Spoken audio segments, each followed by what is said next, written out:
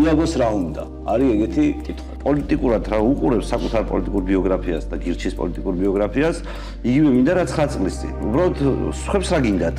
უნდა გესმოდეს განსხვავება ადამიანს უთხრა სულელი ხარ, ან ადამიანს უთხრა სისულელე თქვი. შენ არ გიჩნდება ინტერესი. რატომ არის შენი არხი დაცენზურებული?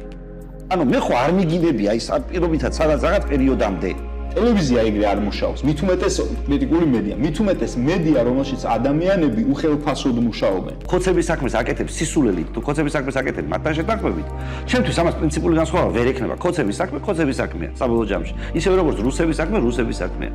ეს პროცესია, რომელიც იწყებოდა გუშინ და გაგრძელდა, კიდე გაგრძელდება ხვალ და აი ამ პროცესს უნდა შეხედო და იმის მიხედვით უნდა მიიღოს სწორი გადაწყვეტილება და ამ პროცესში ძალიან დაზიანდა. 59 დეპუტატი ოპოზიცია მისი დაკარგა პარლამენტში, რომ ამაზე ერთი დისკუსიაც კი არ ყოფილა, სწორად ვიქცევით თუ არა.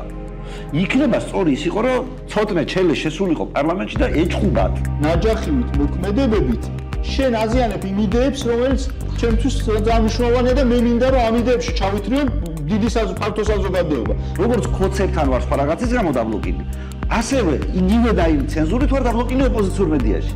შენ უცბად მიდიხარ მტერთან და ეთანამშრომლები და არასანდო ხდები იმ მტერთან ბრძოლაში ვიღაცისთვის, თორემ მე ხო მაშინაც დაგიცავით. ნებისმიერ დისკუსიებზე თქვა, მაგალითად ძალიან მინდა 4 პარტიის ლიდერთან დისკუსია. აი, შენ იდეალური მასპინძელი ხარ.